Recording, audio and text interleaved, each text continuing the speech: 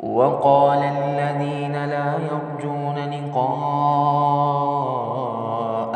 لولا أنزل علينا الملائكة أو نرى ربنا لقد استكبروا في أنفسهم وعتوا عتوا كبيرا يوم يرون الملائكة لا بشرى يومئذ للمجرمين ويقولون حجرا محجورا وقدمنا إلى ما عملوا من عمل فجعلناه هباء منثورا أصحاب الجنة يومئذ خير مستقرا وأحسن مقيلا ويوم تشقق السماء بالغمام ونزل الملائكة تنزيلا الملك يومئذ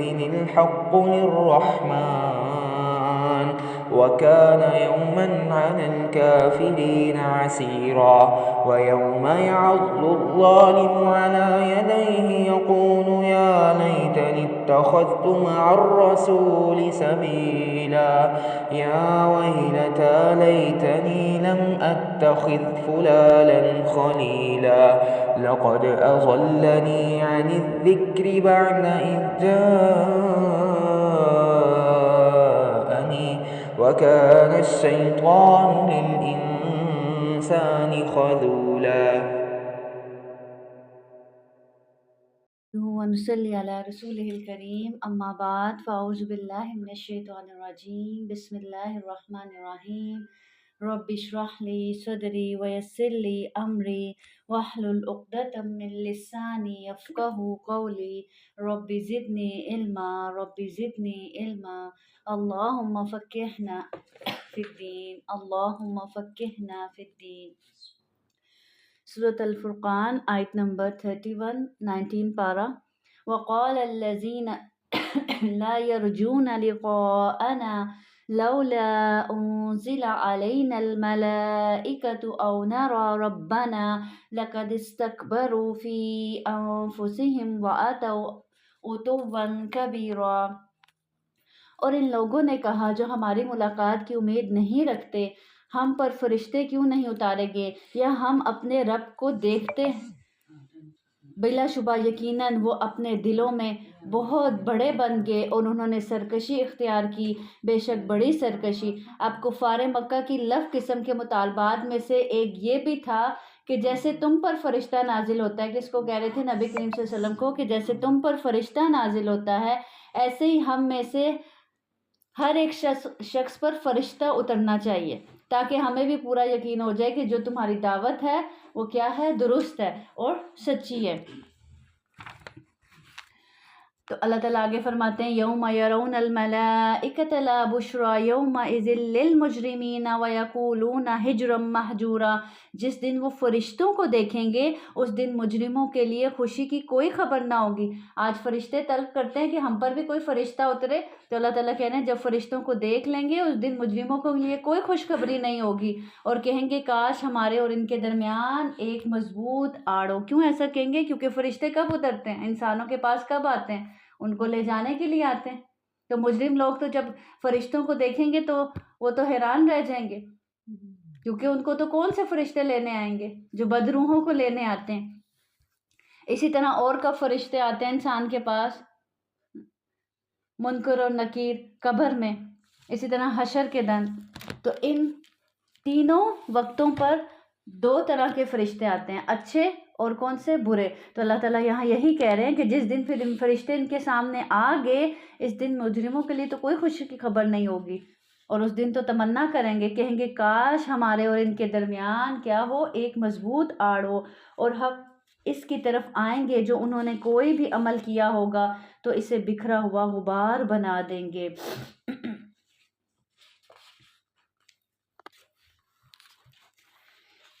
تو ایسے لوگ جو مجرم ہیں تو ان کے اعمال کو بھی کیسا بنا دیا جائے گا؟ وہ تو سمجھتے ہیں کہ ہم بڑے نیک اعمال کرتے ہیں، بہت پاک باز ہیں، لیکن ان کے اعمال کیسے بنا دیے جائیں گے؟ جیسے حبام منصورہ، یعنی ان سے کوئی بھی نیکی ان کی قبول نہیں کی جائے گی، کیونکہ انہوں نے اللہ کی رضا کے لیے کی ہی نہیں، اللہ کی خوشنودی چاہنے کے لیے کی ہی نہیں. تو ایسے ہوگا جیسے حبام منصورہ، غبار بنا کے اڑا دیا جائے گا. حبام منصورہ کہتے ہیں وہ ذرات، ایسے چھوٹے چھوٹے ذرات جو اکثر آپ نے دیکھا ہوگا کہ سورج کی روشنی جب آپ کے گھر میں کسی کھڑکی کی چھوٹے سے سوراخ سے یا دروازے کی کسی چھوٹے سے سوراخ سے سورج کی روشنی آ رہی ہوتی ہے، اس میں آپ کو کچھ ذرات نظر آ رہے ہوتے ہیں نا.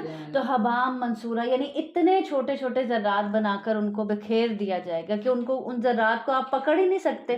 پکڑ سکتے ہیں ان کو، ہاتھ لگا سکتے ہیں، ہاتھ لگائیں گے بھی تو وہ آپ کے ہاتھ نہیں آئیں گے. یعنی اس طرح حبام منصورہ یعنی ایسا غبار بنا کے بکھیر دیا جائے گا. آپ سے سب نے فرمایا میں اپنی امت کے ان لوگوں کو جانتا ہوں جو پہاڑ کی مانند نیکیاں لائیں گے، لیکن اللہ ان کی نیکیوں کو فضا میں پھیلتے ہوئے باریک ذرات کی طرح کر دے گا، جیسے اس آیت میں کہا گیا نا. آپ نے فرمایا وہ تمہارے بھائی ہوں گے، یعنی تمہارے ہی بھائی ہوں گے، تمہاری نسل سے ہوں گے، رات کو تمہاری طرح ہی قیام کرتے ہوں گے، لیکن تنہائی میں اللہ کی حرام کردہ امور کا ارتکاب کر لیتے ہوں گے. کتنی سخت حدیث ہے. تو ہمیں اپنا بھی جائزہ لینے کی ضرورت ہے کہ آپ سے سب نے فرمایا کچھ ایسے لوگوں کو میں جانتا ہوں جو پہاڑ جیسی نیکیاں لائیں گے، لیکن وہ کیا؟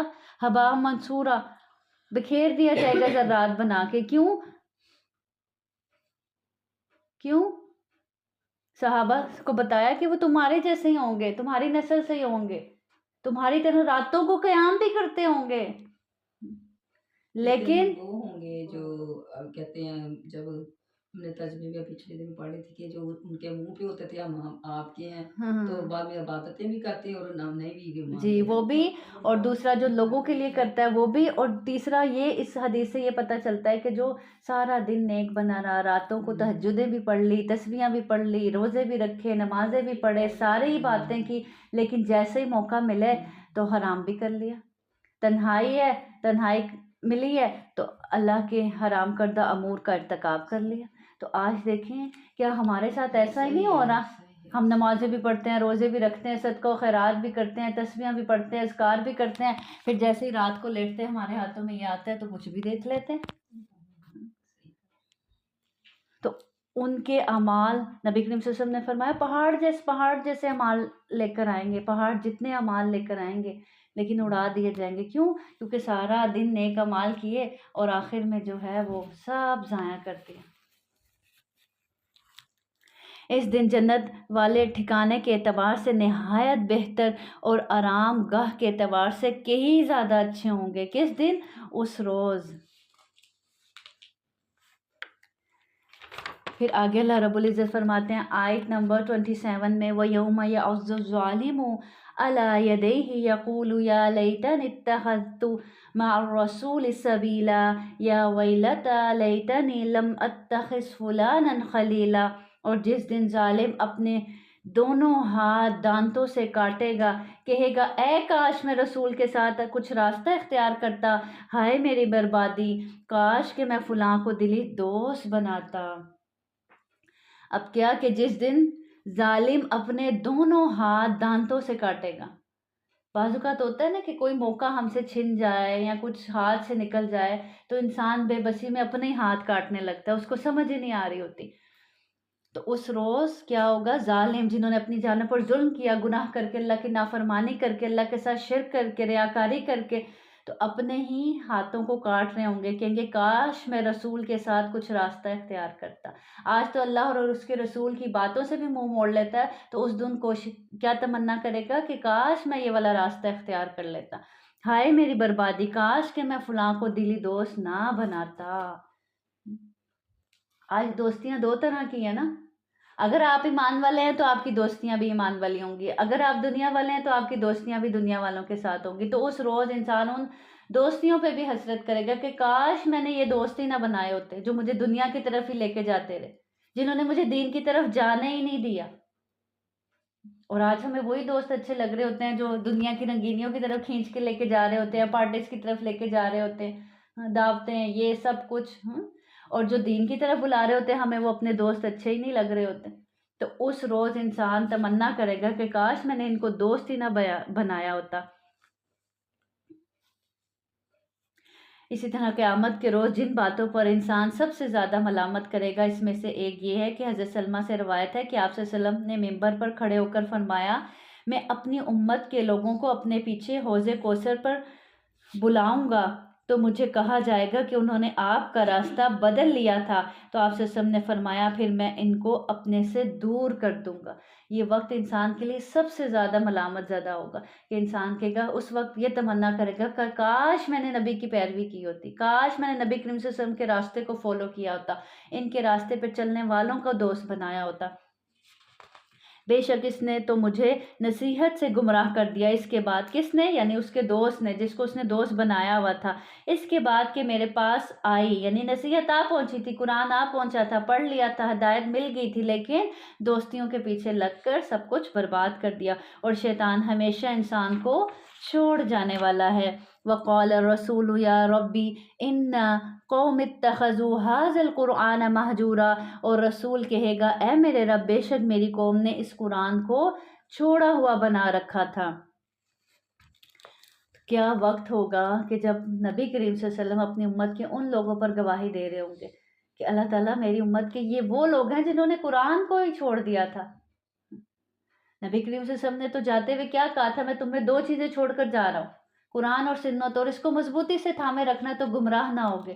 تو جب گمراہ لوگ وہاں پیش کیے جائیں گے تو نبی کریم صلی اللہ علیہ وسلم ان پر گواہی دیں گے، اللہ تعالیٰ میری امت کے یہ وہ لوگ ہیں جنہوں نے اس قرآن ہی کو چھوڑ دیا تھا۔ قرآن کو چھوڑنا کیا ہوتا ہے؟ القرآن مہجورا کیا آتا ہے اس میں؟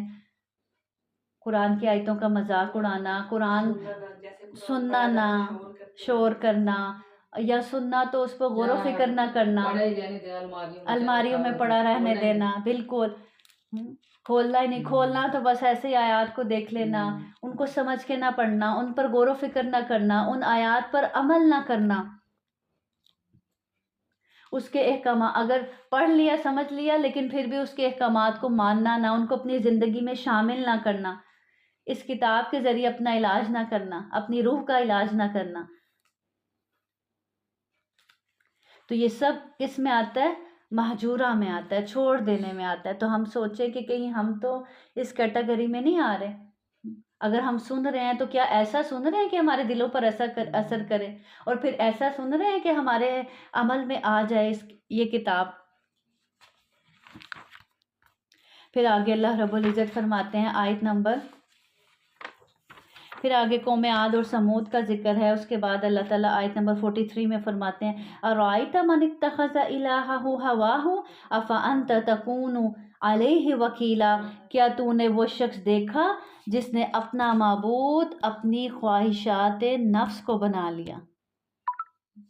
خواہشات نفس کو بھی معبود بنایا جاتا ہے، کیسے کہ ایک طرف اللہ کا حکم ہے، ایک طرف آپ کا دل بات کہہ رہا ہے، آپ کی خواہش کوئی ہے، آپ اس وقت اللہ کے حکم کو اگنور کر دیں، اللہ کی نافرمانی کر لیں، اور جو آپ کا دل کہہ رہا ہے اس کی بات مانیں، تو یہ کیا ہے؟ اپنی نفس خواہشات کو اپنا الہ بنا لینا۔ ہم کہتے ہیں ہم شرک نہیں کرتے، لیکن شاید ہم میں سے یہ ہر کوئی کر جاتا ہے، اور ہم کہتے ہیں ہم تو ایک اللہ کے ماننے والے، ہم تو شرک کرتے ہی نہیں۔ تو اللہ تعالیٰ کہہ رہے ہیں کیا تو نے اس شخص کو دیکھا ہے؟ سوال اٹھا رہے ہیں، بتاؤ اس شخص کو دیکھا جس نے اپنا معبود اپنی خواہش کو ہی بنا لیا، اپنا بت اپنی خواہش کو ہی بنا لیا۔ اور ایسا انسان کیسا ہوتا ہے کہ پھر اس کو نہ حلال حرام کی تمیز رہتی ہے، نہ کسی اور چیز کی، وہ دوڑتا چلا جاتا ہے صرف کس لیے؟ اپنی خواہش کے پیچھے۔ اب اس خواہش کو حاصل کرنے کے لیے وہ کوئی بھی حد پار کر دیتا ہے۔ تو کیا تو اس کا ذمہ دار ہوگا؟ آپ سے سب نے فرمایا کتنے ہی لوگ ایسے ہیں جو اپنی خواہشوں کے پیچھے پڑ جاتے ہیں تو ان کے لیے کیا ہے؟ جہنم ہے۔ تو آج ہم نے اپنے آپ کو بھی چیک کرنا ہے کہ ہم تو اس کیٹیگری میں نہیں آتے، ہم نے تو اپنی خواہشات نفس کو اپنا بت نہیں بنایا ہوا کہیں، نماز ہو رہی ہے، اذان کا وقت ہو رہا ہے، فجر کے لیے اذان ہو رہی ہے، الارم ہو رہا ہے، لیکن ہم سوتے چلے جا رہے ہیں۔ اس وقت ہماری خواہش کیا ہے کہ ہمیں اپنی نیند پیاری ہے، ہمیں سونا ہے، اور اس وقت اللہ کے حکم کی کیا کر رہے ہیں؟ نافرمانی کر رہے ہیں، اور اپنے نفس، جو میرا نفس کہہ رہا ہے، میری خواہش کیا ہے کہ مجھے سونا ہے، مجھے نہیں اٹھنا، تو اس وقت میں نے کس کو اپنا معبود بنایا ہوا ہے؟ اپنی خواہش نفس کو۔ اور دیکھیں خدا نہ خواستہ اس حال میں اگر موت آتی ہے تو ہم کس حالت میں مرتے ہیں؟ پھر شرک کی حالت میں مرتے ہیں نا، کیونکہ اللہ تعالیٰ نے یہاں کہہ دیا، کیا تم نے اس شخص کو بھی دیکھا ہے؟ اور لوگوں کو تو دیکھتے ہو، کوئی بتوں کی پوجا کر رہا ہے، کوئی سورج کی پوجا کر رہا ہے، تم کہتے ہو کہ یہ کون ہے؟ یہ شرک کر رہا ہے اللہ کے ساتھ، یہ مشرک ہے۔ لیکن تم جب اپنے نفس کی، کیا اس شخص کو بھی دیکھا ہے جو اپنے نفس کی پوجا کر رہا ہے اللہ کے احکامات کو چھوڑ کے؟ یا تو گمان کرتا ہے کہ واقعی ان کے اکثر سنتے ہیں یا سمجھتے ہیں، وہ نہیں ہیں مگر چوپایوں کی طرح، بلکہ وہ راستے کے اعتبار سے زیادہ گمراہ ہیں۔ پھر آگے اللہ رب العزت آیت نمبر 47 میں فرماتے ہیں، اور وہی ہے جس نے تمہارے لیے رات کو لباس بنایا اور نیند کو آرام اور دن کو اٹھ کھڑا ہونے والا بنایا، اور وہی ہے جس نے ہواؤں کو اپنی رحمت سے پہلے خوشخبری کے لیے بھیجا، اور ہم نے آسمان سے پاک کرنے والا پانی اتارا تاکہ ہم اس کے ذریعے ایک مردہ شہر کو زندہ کریں، اور اس سے مخلوق میں سے جو ہم نے پیدا کی ہے بہت سے جانوروں اور انسانوں کو پینے کے لیے مہیا کریں۔ بلا شبہ یقیناً ہم نے اسے ان کے درمیان پھیر پھیر کر بیان کیا تاکہ وہ نصیحت حاصل کریں، مگر اکثر لوگوں نے ناشکری کرنے کے سوا کچھ نہیں مانا۔ اللہ تعالیٰ کہہ رہے ہیں یہ آیات ہم نے کائنات میں بکھیری ہیں تاکہ دیکھتے اللہ اپنے رب کو پہچانتے، اپنے رب کی طرف پلٹتے، مگر انہوں نے، ان میں سے اکثر نے تو کیا کی؟ ان نعمتوں کو پا کر اللہ کی ناشکری کی، نافرمانی ہی کی۔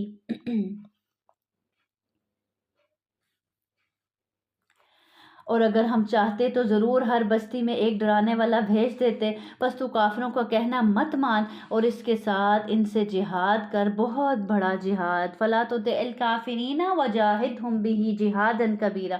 کس کے ساتھ جہاد کر؟ قرآن کے ساتھ جہاد کر۔ یہاں پہ قرآن کے ذریعے جہاد کرنے کی بات کی جا رہی ہے، یعنی قرآن کے ساتھ جہاد کیا ہے؟ کہ قرآن کو وسیع پیمانے پر لوگوں تک پہنچانے میں بے انتہا کوشش کرنا کیا ہے؟ جہاد ہے قرآن کے ساتھ۔ تو قرآن کے ساتھ جہاد پھر کس طرح سٹارٹ ہوتا ہے؟ سب سے پہلے آپ قرآن کو خود سمجھتے ہیں، خود پڑھتے ہیں، ایسے علماء کے پاس جاتے ہیں جس سے آپ اس کی سمجھ بوجھ حاصل کر سکے، اس غرض سے کہ آپ کو اس کتاب کو دنیا کے ہر کونے تک پہنچانا ہے، آپ کو اس کتاب کے ساتھ جہاد کرنا ہے، پھر خود سمجھنا، خود غور و فکر کرنا، اور پھر اس کتاب کو لوگوں تک پہنچانا۔ تو اس مشن میں الحمدللہ آپ شامل ہو چکے ہیں نا، اللہ تعالیٰ نے آپ کو اپنی کتاب آپ کے ہاتھوں میں تھما دی ہے، اب آپ جہاد ہی کر رہے ہیں نا، اپنے وقت میں سے اس کتاب کے لیے وقت نکالتے ہیں، ساری مصروفیات کو سائڈ پہ کر کے اس وقت اس کتاب کے لیے نکل آتے ہیں اپنے گھر سے سب کچھ چھوڑ چھاڑ کر۔ تو مجاہد بھی کیا کرتا ہے؟ اپنے گھر سے سب کچھ چھوڑ چھاڑ کر نکل جاتا ہے نا اللہ کی راہ میں، تو آپ بھی اس کتاب کے لیے اللہ کے راستے میں نکل پڑتے ہیں۔ تو یہ کیا ہے؟ جہاد کا پہلا قدم ہے قرآن کے ساتھ۔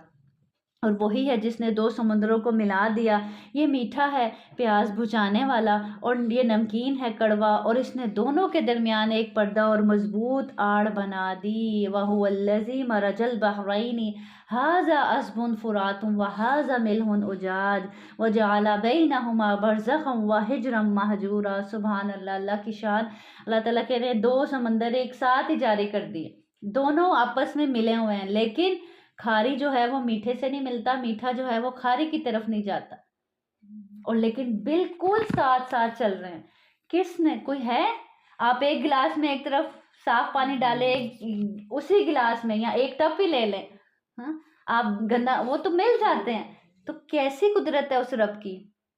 تو انسان کو اپنے رب کو پہچاننے کے لیے تو یہ نشانیاں کھلی پڑی ہیں دیکھنے کے لیے کہ ان کے ذریعے وہ اپنے رب کو پہچان سکے۔ ہے کوئی انسان جو ایسے کر کے دکھا سکے؟ پانی کو کوئی ایسی آڑ جو آڑ بظاہر نظر میں نہ آتی ہو، اور کون ہے؟ اللہ رب العزت فرما رہے ہیں کہ جس نے ان کے درمیان ایک پردہ اور مضبوط آڑ بنا دی ہے۔ اسی طرح یہ جو جیسے نمکین پانی ہے، کھاری پانی ہے اور میٹھا پانی ہے، اسی طرح کیا ہے، لوگ بھی ہیں، انسان بھی ہیں، کچھ میٹھے ہیں کچھ کھاری ہیں، لیکن رہتے کیسے ہیں؟ ایک ساتھ رہتے ہیں، اکٹھے رہتے ہیں۔ اب دیکھیں میٹھا پانی کھاری کے ساتھ مل کے کھاری نہیں ہو رہا، وہ میٹھا ہی ہے۔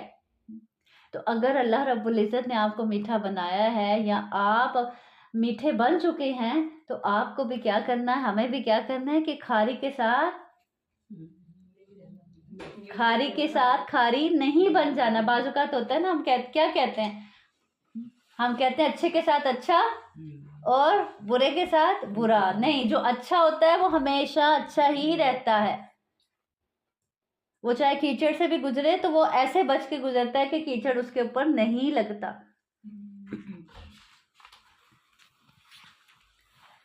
وہی ہے جس نے پانی سے ایک بشر کو پیدا کیا، پھر اسے خاندان اور سسرال بنا دیا۔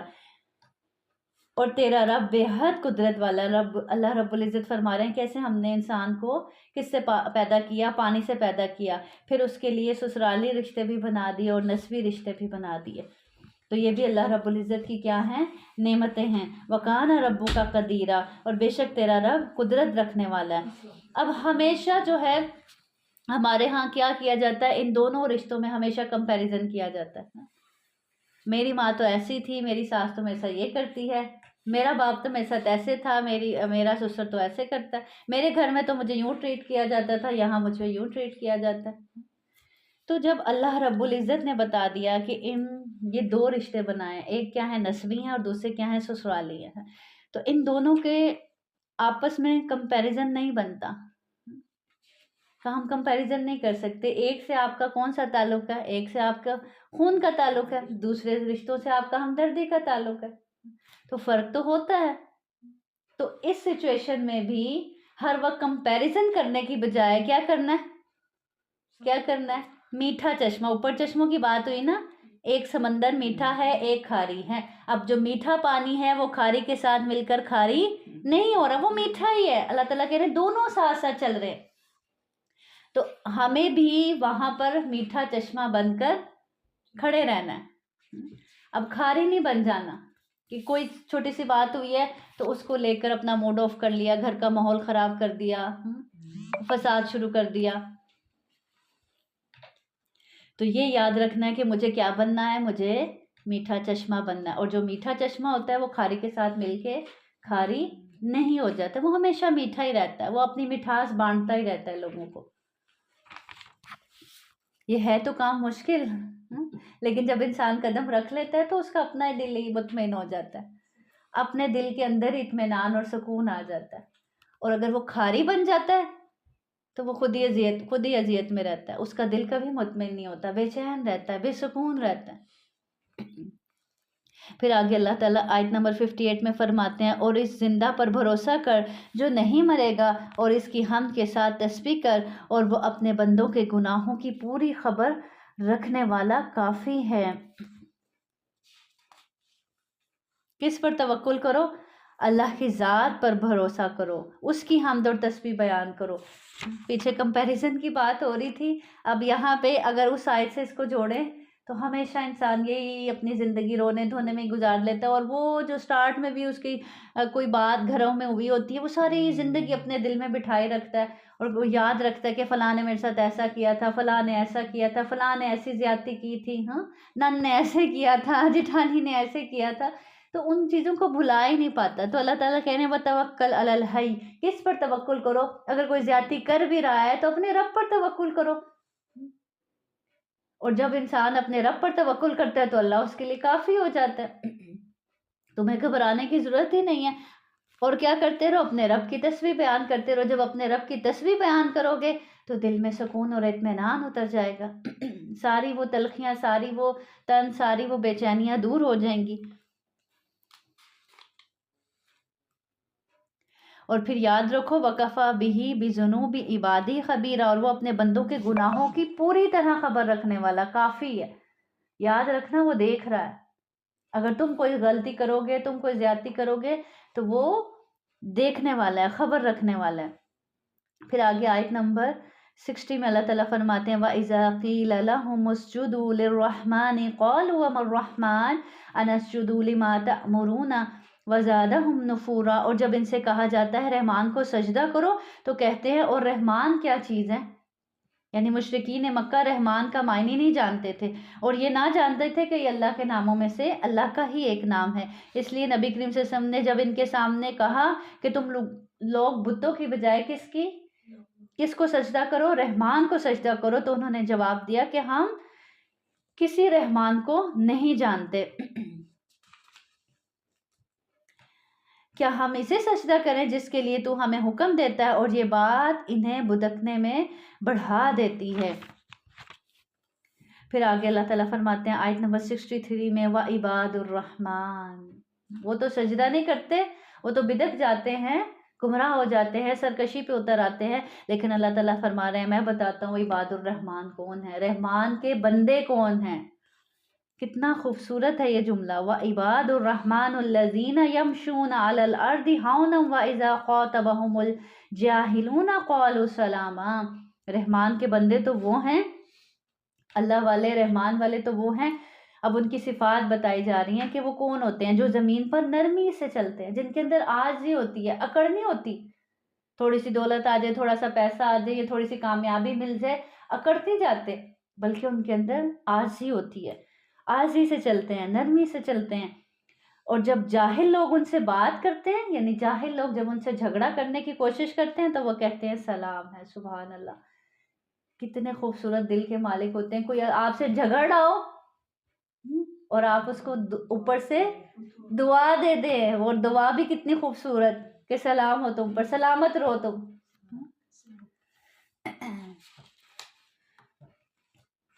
तो फिर ऐसे ही रहमान के बंदे रहमान की रहमत को पा लेते हैं। और वो जो अपने रब के लिए सजदा करते हैं और क़याम करते हुए रात गुजारते हैं। रहमान के बंदे और कैसे होते हैं कि जाहिलों से झगड़ते नहीं, बल्कि उनको दुआ दे के रुखसत हो जाते हैं। और क्या करते हैं, रातों को सजदा करते हैं, क़याम में रातें गुजारते हैं, अपने रब के आगे वैसे भी सजदा करते हैं और रातें भी क़याम में गुजारते हैं। आपसे सबने फरमाया जिसने रात के क़याम में 10 आयात तिलावत की तो उसके लिए अजर ढेर लिखा जाता है। सुभान अल्लाह, 10 आयात तिलावत की, अजर कितना लिखा गया क़याम में, ढेर। तो अल्लाह रब्बुल इज़्ज़त की जो कुरान में सिफ़त आती है शकूर, तो वाकई अल्लाह कितनी कदरदानी करता है। हम इतना सा अमल करते हैं, अल्लाह ताला उसका इतना अजर बताते हैं। आपसे सबने फरमाया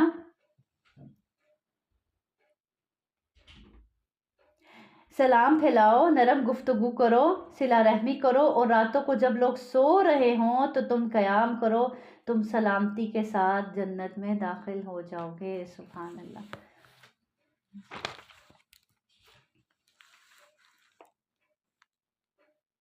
फिर इसी तरह एक और हदीस में आता है, सैयदना अब्दुल्लाह बिन अमर बिन आस बयान करते हैं कि नबी करीम सल्लल्लाहु अलैहि वसल्लम ने मुझसे फरमाया, ए अब्दुल्ला तुम फ़लाँ शख्स की तरह ना हो जाना कि वो पहले रात को क़याम करता था, फिर इसने रात को क़याम करना छोड़ दिया।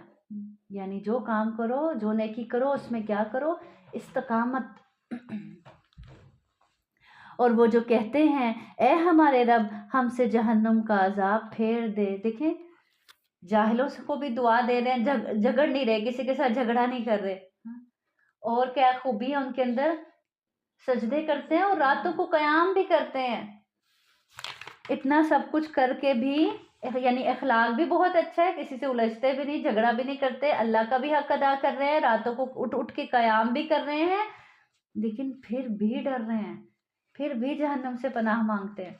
और हमारे अंदर क्या चीज़ आ जाती है, हम थोड़ी सा नए काम कर लें तो हम समझते हैं शायद हमें जन्नती है, हम तो अब जहन्नम में जाएंगे ही नहीं, फिर भी डरते रहते हैं और अपने रब को कहते हैं ए हमारे रब, रब्बना स्रिफ अन्ना अज़ाब जहन्नमा इन्ना अज़ाबहा काना गरामा इन्नहा सात मुस्तक़र्रम व मुकामा।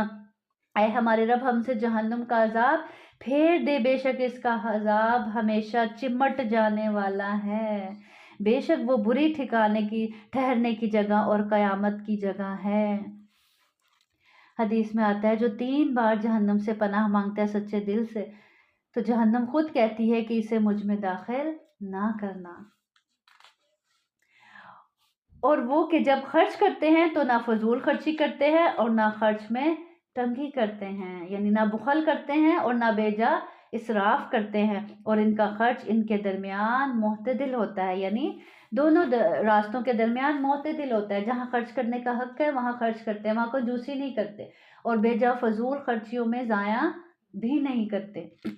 اور ہمارا الٹا حساب ہے، جہاں اللہ کے راستے میں دینا پڑتا ہے ہم وہاں بخل کر لیتے ہیں، جبکہ وہاں اپنا ہاتھ کھلا رکھنا ہے، اور جہاں دنیا داری کا معاملہ ہوتا ہے، شو آف کرنا ہوتا ہے، وہاں ہم لاکھوں روپے خرچ کر دیتے ہیں۔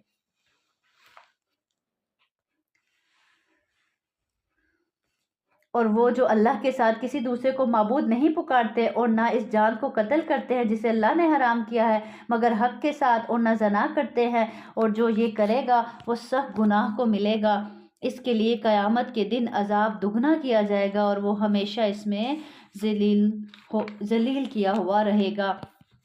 مگر الا من تاب آمن وعمل صالحا، مگر جس نے توبہ کی اور ایمان لے آیا اور عمل کیا، توبہ کی، ایمان لے آیا یعنی اللہ کی بات کو ماننا شروع کر دیا، عمل کرنے لگ گیا نیک عمل، تو یہ لوگ ہیں جن کی برائیاں اللہ نیکیوں میں بدل دے گا۔ سبحان اللہ، کیسا شکور ہے کہ برائیاں کی لیکن احساس ہو گیا، ندامت ہوگی، شرمندگی ہوگی، فوراً سے اللہ کی طرف پلٹ آیا، سچی توبہ کر لی اور اللہ کی بات مان لی، جو نافرمانی کر رہا تھا وہ فرما برداری میں بدل گئی۔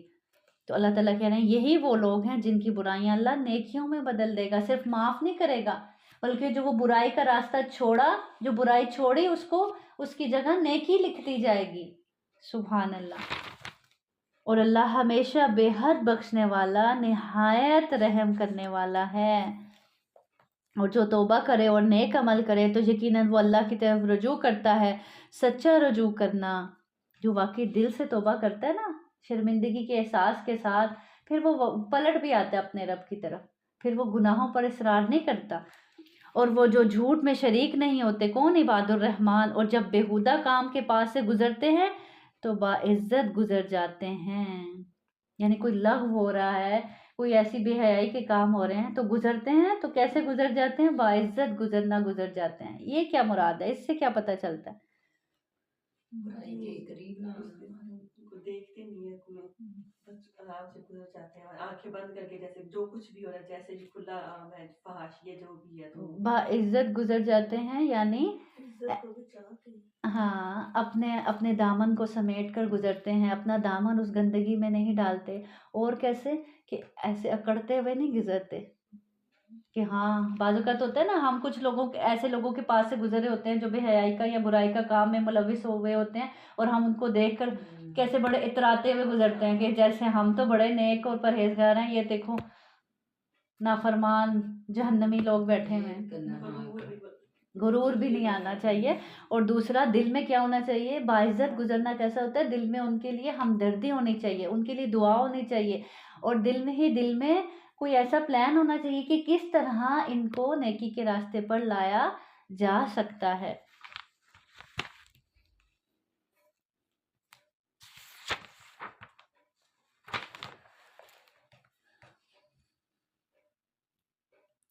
پھر آگے اللہ تعالیٰ فرماتے ہیں اور وہ کہ جب انہیں ان کے رب کی آیات کے ساتھ نصیحت کی جائے تو ان پر بہرے اور اندھے ہو کر نہیں گرتے، بہرے اور اندھے ہو کر نہیں گرتے، گرتے ہیں تو کیسے گرتے ہیں؟ پورے شعور کے ساتھ جھکتے ہیں، تو پورے شعور کے ساتھ، یہ نہیں کہ مجلس میں بیٹھے ہیں اللہ کی آیات پڑھی جا رہی ہیں تو بڑا سبحان اللہ سبحان اللہ، ہاں بڑا شو کرواتے ہیں کہ جیسے بڑا اثر کر رہی ہیں آیات، لیکن دل تک پہنچی ہی نہیں، اثر ہوا ہی کوئی نہیں۔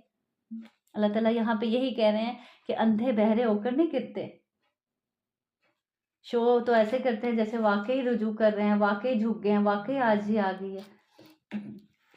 والذین یقولون ربنا هب لنا من ازواجنا وذریاتنا قرۃ اعین واجعلنا للمتقین اماما، اور کیا دعائیں کرتے ہیں اپنے رب سے؟ وہ کہتے ہیں اے ہمارے رب، ہمیں ہماری بیویوں اور اولادوں سے آنکھوں کی ٹھنڈک عطا فرما اور ہمیں پرہیزگاروں کا امام بنا۔ بہت خوبصورت دعا ہے جس کو ہمیں ابھی اپنی زندگیوں میں شامل کرنا چاہیے۔ دیکھیں جب اولاد اور شوہر آنکھوں کی ٹھنڈک بن جائے، گھر میں آپ کو سکون ہے تو آپ دین کا کام اچھے سے کر سکتے ہیں، اور آپ کی اولاد ہی آپ کے لیے صدقہ جاریہ بن جائے۔ اور کیا کہا جا رہا ہے، اور ہمیں پرہیزگاروں کا امام بنا، یعنی ہماری اولاد کو اتنا نیک بنا دے، ایسا متقی بنا دے کہ ہم متقیوں کے امام بنیں۔ اور جب آپ متقیوں کے امام بنتے ہیں، جب آپ کے فالوورز متقی ہوتے ہیں تو وہ پھر آپ کو بھی بھٹکنے نہیں دیتے۔ ایسے ہی ہے نا، جب بچوں کے اندر تقویٰ آ جائے، بچے اللہ کے دین کو سمجھ جائیں تو وہ آپ کو بھی کھینچ لیتے ہیں، آپ کو بھی برائی کی طرف بھٹکنے نہیں دیتے۔ اور پھر ادھر ازواج ہے نا، اس کا اطلاق شوہر پر بھی ہوتا ہے، بیوی پر بھی ہوتا ہے، یعنی شوہر بھی یہ دعا پڑھے تو بیوی کے لیے، بیوی پڑھے تو شوہر کے لیے۔ اسی طرح اس کا اطلاق ان لوگوں پر بھی ہوتا ہے جن کے ساتھ ہم وقت گزارتے ہیں، وہ بھی ہمارے ساتھ ہی ہوتے ہیں نا، کمپینینز ہوتے ہیں، تو ان کے لیے بھی یہ دعا پڑھی جا سکتی ہے۔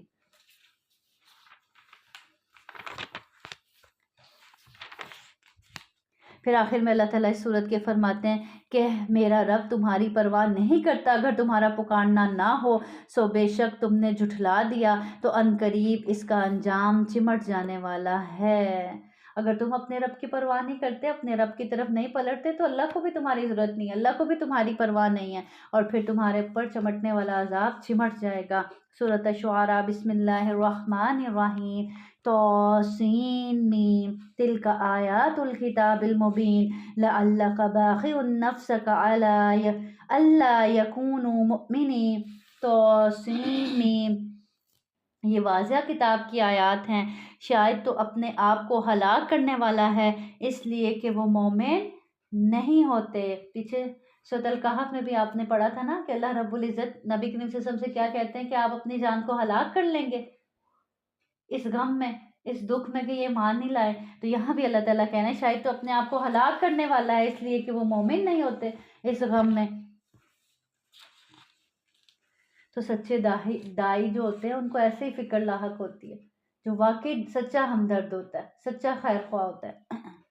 پھر آگے آیت نمبر 10 میں موسیٰ علیہ السلام کا ذکر ہے، اور جب تیرے رب نے موسیٰ کو آواز دی کہ ان ظالموں کے پاس جا، فرعون کی قوم کے پاس، کیا وہ ڈرتے نہیں؟ اس نے کہا میرے رب بے شک میں ڈرتا ہوں کہ وہ مجھے جھٹلا دیں گے، اور میرا سینہ تنگ پڑتا ہے اور میری زبان نہیں چلتی، سو تو ہارون کی طرف پیغام بھیج، یعنی ہارون کو میرا ساتھی بنا دے، اور ان کا میرے ذمہ ایک گناہ ہے، پس میں ڈرتا ہوں کہ وہ مجھے قتل کر دیں گے۔ فرمایا ہرگز ایسے نہ ہوگا، سو تم دونوں ہماری نشانیوں کے ساتھ جاؤ، بے شک ہم تمہارے ساتھ خوب سننے والے ہیں۔ تم دونوں فرعون کے پاس جاؤ اور اس سے کہو کہ بلا شبہ ہم رب العالمین کا پیغام پہنچانے والے ہیں، یہ کہ تو بنی اسرائیل کو ہمارے ساتھ بھیج دے۔ کس گناہ کا ڈر تھا موسیٰ علیہ السلام کو؟ وہ جو ان سے قتل ہو گیا تھا نا، ایک مصری قتل ہو گیا تھا، جو دو لوگوں کو آپس میں لڑ رہے تھے، ایک بنی اسرائیل کا تھا آدمی اور دوسرا مصری تھا، اور جو مصری تھا اس کو اپنی طرف سے دونوں کو چھڑوا رہے تھے اور اس کو مکہ مارا اور وہ قتل ہو گیا۔ تو کیا کہنے لگے کہ مجھے اس کا ڈر ہے۔ اس نے کہا کیا ہم نے تجھے اپنے اندر اس حال میں نہیں پالا کہ تو بچہ تھا اور تو ہم میں اپنی عمر کے کئی سال رہا؟ کون کہہ رہا ہے؟ فرعون، جب اس کے پاس دعوت لے کے گئے، اور تو نے اپنا وہ کام کیا جو تو نے کیا، یعنی کون سا کام کیا؟ وہی جو قتل، اور تو ناشکروں میں سے ہے۔ کہا میں نے اس وقت وہ کام اس حال میں کیا کہ میں خطا کاروں میں سے تھا۔ اب یہاں پہ اپنی صفائی نہیں پیش کی کہ ہاں وہ تو میں نے مارنے کا ارادہ ہی نہیں کیا تھا، غلطی سے ہو گیا تھا یہ وہ۔ اور ہم کیا کرتے ہیں، اگر کوئی ہوا تو تھا نا وہ کام، چاہے غلطی سے ہوا تھا، مارنے کا ارادہ نہیں تھا۔ تو دیکھیں آدم علیہ السلام کا بھی پیچھے دیکھیں، آدم علیہ السلام نے بھی یہ بات نہیں کی تھی کہ ہاں جی اللہ تعالیٰ اس نے مجھے پھسلایا شیطان نے اور میں پھسل گیا اس لیے مجھ سے ایسا ہو گیا۔ بلیم نہیں دیا، بلیم اپنی ہی جان کو دیا۔ کیا کہنے لگے؟ ربنا ظلمنا انفسنا، اے ہمارے رب ہم نے خود ہی اپنی جانوں پر ظلم کیا ہے گناہ کر کے، ہماری ہی غلطی ہے، اگر تو نے ہمیں معاف نہ کیا تو ہم نقصان اٹھانے والوں میں سے ہو جائیں گے۔ اب یہاں موسیٰ علیہ السلام کو بھی دیکھیں کیا کہہ رہے ہیں کہ ہم ہی خطا کاروں میں سے۔ ہم کیا کرتے ہیں، ہر وقت بلیم کس کو دے دیتے ہیں؟ یا دوسرے انسانوں کو دے دیتے ہیں یا شیطان کو دے دیتے ہیں اور خود بری ذمہ ہو جاتے ہیں۔ جب اپنی غلطی کا بلیم ہی دوسرے کو دے دیا تو پھر شرمندگی کا احساس کہاں سے آئے گا؟ پھر کہاں سے اللہ کے حضور جھک کے توبہ کریں گے؟ اور پھر دیکھیں مجھے ایسا لگ رہا تھا اس دن کے، دیکھیں جیسے رمضان المبارک آتا ہے تو اللہ رب العزت ہمارے اس جھوٹ کو سچ ثابت کرنے کے لیے لے کر آتے ہیں کہ دیکھو تم ہر چیز شیطان پہ ڈالتے ہو نا، تو یہ تو وہ مہینہ ہے جس میں میں نے شیطانوں کو بھی بند کر دیا، پھر بھی تم وہ گناہ کرتے چلے جاتے ہو۔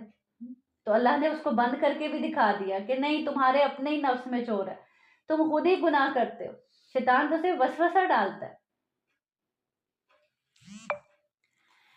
پھر میں تم سے بھاگ گیا، جب میں تم سے ڈرا تو میرے رب نے مجھے حکم عطا کیا اور مجھے رسولوں میں سے بنا دیا، اور یہ کوئی احسان ہے جو تو مجھ پر جتلا رہا ہے کہ تو نے بنی اسرائیل کو غلام بنا رکھا ہے۔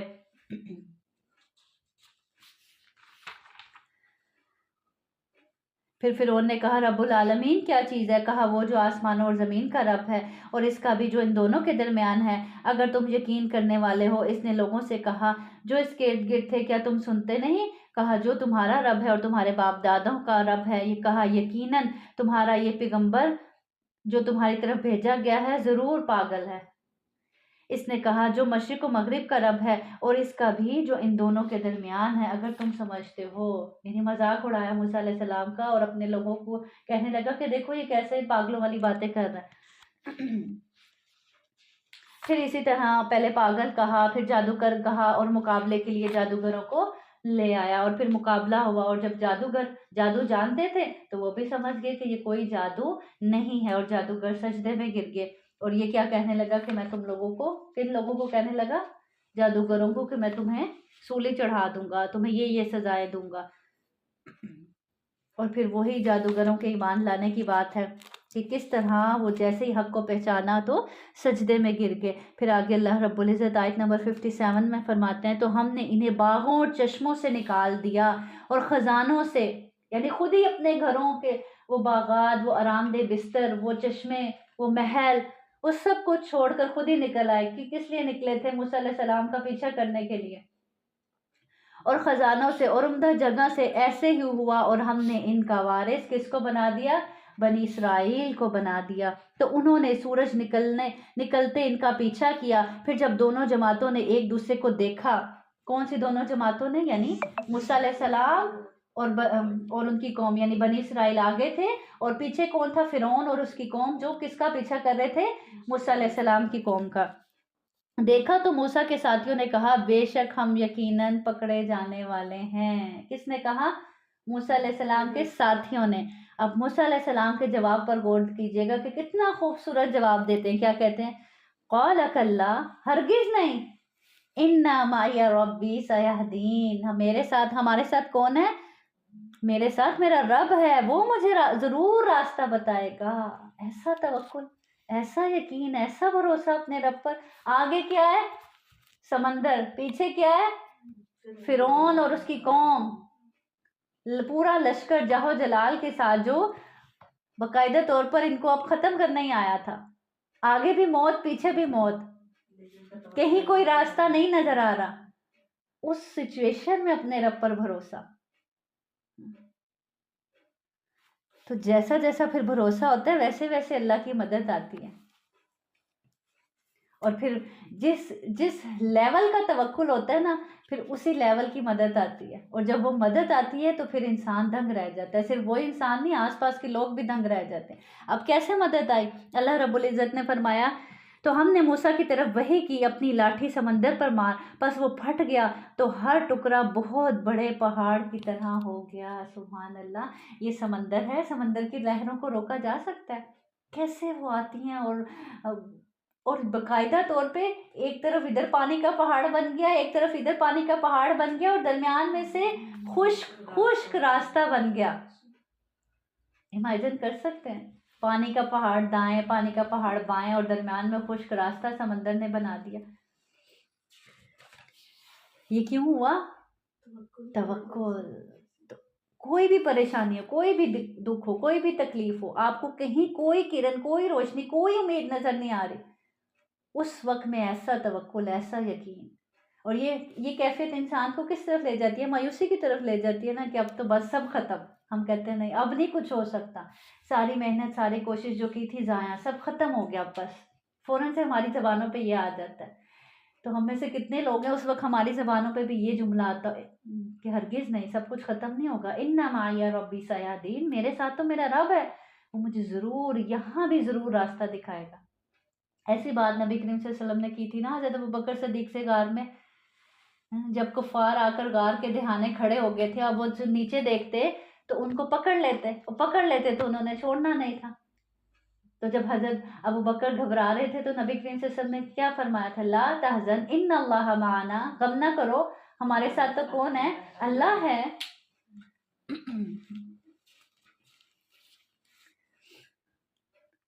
تو پھر اللہ رب العزت نے کیا کیا؟ اور وہیں ہم دوسروں کو قریب لے آئے، اور ہم نے موسیٰ اور اس کے ساتھ جو تھے سب کو بچا لیا، پھر دوسروں کو ڈبو دیا۔ اب کیا تھا؟ موسیٰ علیہ السلام اور ان کی قوم جب اس خشک راستے پر چل رہی تھی، اب مزے کی بات یہ ہے کہ دیکھیں جب وہ اس راستے پر چل رہے تھے تب بھی ان کی عقل نے کام نہیں کیا کہ سمندر کیسے، یہ کوئی جادو سے تو نہیں ہو سکتا، تب بھی نہیں مانے۔ اور جب موسیٰ علیہ السلام کی قوم وہاں سے نکل گئی اور اللہ رب العزت نے ایسا نہیں کیا کہ اچھا اب اس کو سمندر کو واپس اپنی حالت میں کر دیں، اگر واپس تبھی اپنی حالت میں کر دیتے تو پھر یہ ڈوبتے کیسے؟ پھر اللہ رب العزت نے ان کو بھی آنے دیا اس خشک راستے، وہ سوچے کہ یہ نکل گئے ہیں ہم بھی نکل جائیں گے، لیکن جیسے ہی وہ درمیان میں پہنچے اور موسیٰ علیہ السلام اپنی قوم کو لے کر نکل گئے تو اللہ رب العزت نے سمندر کو دوبارہ حکم دیا اور اس نے ان کو اپنے اندر سمو لیا، ڈبو دیا، غرق کر دیا۔ بے شک اس میں یقیناً ایک نشانیاں اور اس کے اکثر ایمان لانے والے نہیں تھے، اور بے شک تیرا رب یقیناً وہی سب پر غالب، بے حد رحم کرنے والا ہے۔ کتنی بڑی نشانی ہے اس میں سمجھنے والوں کے لیے۔ پھر آگے ابراہیم علیہ السلام کا ذکر ہے کہ ان پر ابراہیم علیہ السلام کی خبر پڑھی ہے کہ کس طرح انہوں نے دعوت دی۔ جب اس نے اپنے باپ اور اپنی قوم سے کہا تم کس چیز کی عبادت کرتے ہو؟ انہوں نے کہا ہم بتوں کی عبادت کرتے ہیں، بس انہی کے مجاور بنے رہتے ہیں۔ کہا کیا وہ تمہیں سنتے ہیں جب تم پکارتے ہو، یا تمہیں فائدہ دیتے ہیں یا نقصان پہنچاتے ہیں؟ انہوں نے کہا بلکہ ہم نے اپنے باپ دادا کو پایا کہ وہ ایسے ہی کرتے تھے، اس لیے ہم بھی کیا کرتے ہیں؟ ایسے ہی کرتے ہیں۔ تو یہ تو کوئی جواب نہ ہوا نا۔ تو آج ہمارے پاس بھی ایسے ہی تعویلیں ہوتی ہیں، ہم کہتے ہیں نہیں، اگر کوئی اوتھینٹک بات بتائی جا رہی ہو، سمجھائی جا رہی ہو، تو انسان کیا کہتے ہیں نہیں ہم نے بھی شروع سے اپنے اجداد کو ایسے ہی کرتے دیکھتے آ رہے ہیں، تو اب ہم کیسے بدل لیں اپنی اس چیز کو۔ کہا تو کیا تم نے دیکھا کہ جن کو تم پوجتے ہو تم اور تمہارے باپ دادا، سو بلا شبہ وہ میرے دشمن ہے سوائے رب العالمین کے، اور رب العالمین تو وہ ہے۔ کیسے اپنے رب کا تعارف کرواتے ہیں، کیا کہتے ہیں؟ الذی خلقنی فہو یہدین، میرا رب تو وہ ہے جو مجھے پیدا کرتا ہے اور پھر وہی مجھے راستہ دکھاتا ہے۔ والذی ہوا یطعمنی ویسقین، اور وہی ہے جو مجھے کھلاتا ہے، وہی ہے جو مجھے پلاتا ہے۔ وَإِذَا مَرِضْتُ فَهُوَ يَشْفِينِ، اور جب میں بیمار ہو جاتا ہوں تو وہ مجھے شفا دیتا ہے۔ بیماری کو اپنے سے منسوب کیا اور شفا کو اللہ کی طرف سے منسوب کیا۔ ہم کیا کرتے ہیں؟ ہم بیماری کو اللہ سے منسوب کر دیتے ہیں اور شفا کو ڈاکٹروں سے۔ تو کیا کہتے ہیں؟ جب میں بیمار ہو جاتا ہوں تو وہی مجھے شفا دیتا ہے، اور یہ حقیقت ہے کہ انسان کا کوئی بھی تکلیف ہو، کوئی بھی بیماری، کوئی بھی آزمائش آتی ہے، وہ اس کی اپنی ہی کسی کوتاہی، کسی غلطی کی وجہ سے آتی ہے۔ اور وہ جو مجھے موت دے گا پھر مجھے زندہ کرے گا، اور وہ جس سے میں طمع رکھتا ہوں کہ وہ جزا کے دن مجھے میری خطائیں بخش دے گا۔ آپ کو کوئی کہے کہ اپنے رب کا تعارف کرواؤ، کون ہے تمہارا رب؟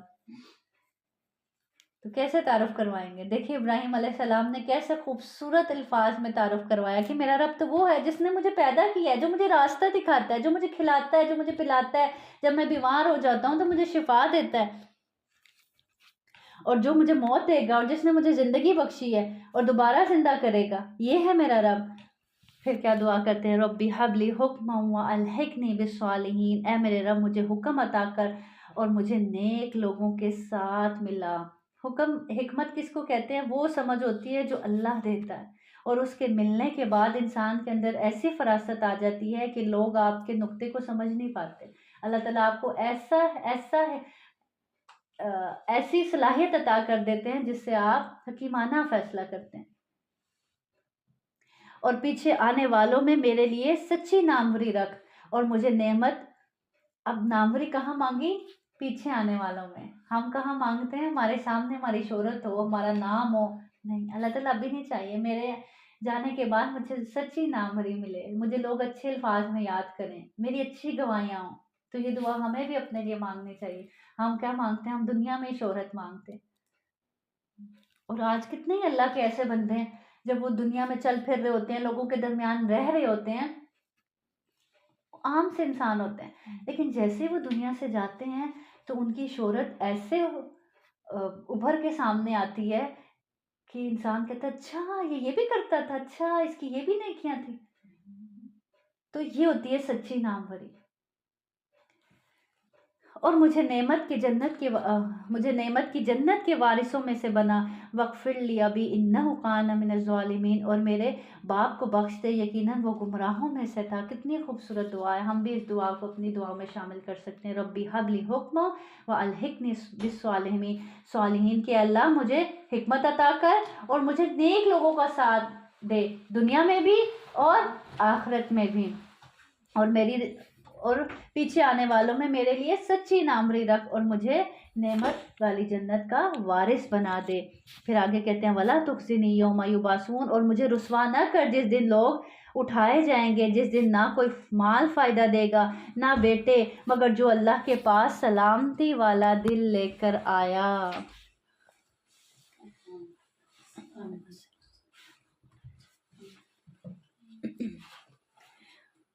کس دن کی رسوائی سے اللہ کی پناہ مانگ رہے ہیں؟ قیامت کے روز کی رسوائی سے، جس دن نہ کوئی مال کام آئے گا نہ کوئی بیٹے کام آئیں گے. کام آئے گا تو کیا کام آئے گا؟ الا من اتی اللہ بقلب سلیم، جو سلامت دل لے کر اللہ کے پاس آئے. سلامت دل کون سا ہوتا ہے؟ جو پاک ہو، صاف ہو، ہر عیب سے دھلا ہوا ہو، اور اس دل میں کیا ہو؟ اللہ ہی کی ذات ہو، اللہ ہی کی یاد ہو. آپ سے سلام سے پوچھا گیا افضل لوگ کون ہیں؟ آپ صلی اللہ علیہ وسلم نے فرمایا ہر پاک صاف دل والا، زبان کا سچا. لوگوں نے کہا پاک صاف دل والے سے مراد کون ہے؟ آپ نے فرمایا پرہیزگار جسم کے دل میں نہ گناہ ہو، نہ کینہ، نہ بغض، نہ حسد. دل میں ہے تو کیا ہے؟ تقویٰ ہے. دل پاک ہے، دل صاف ہے، دل میں اپنے رب کی ایسی محبت ہے کہ اس میں سوچ آتی ہے تو صرف یہی سوچ آتی ہے کہ اپنے رب کو کیسے راضی کرنا ہے، کون سا ایسا کام کروں جس سے میرا رب راضی ہو جائے. وقال الذين لا يرجون لقاءنا لولا أنزل علينا الملائكة أو نرى ربنا لقد استكبروا في أنفسهم وعتوا عتوا كبيرا يوم يرون الملائكة لا بشرى يومئذ للمجرمين ويقولون حجرا محجورا وقدمنا إلى ما عملوا من عمل فجعلناه هباء منثورا أصحاب الجنة يومئذ خير مستقرا وأحسن مقيلا ويوم تشقق السماء بالغمام ونزل الملائكة تنزيلا الملك يومئذ الحق للرحمن وكان يوما على الكافرين عسيرا ويوم يعض الظالم على يديه يقول يا ليتني اتخذت مع الرسول سبيلا يا ويلتى ليتني لم أتخذ فلانا خليلا لقد أضلني عن الذكر بعد إذ جاءني وكان الشيطان للإنسان خذولا.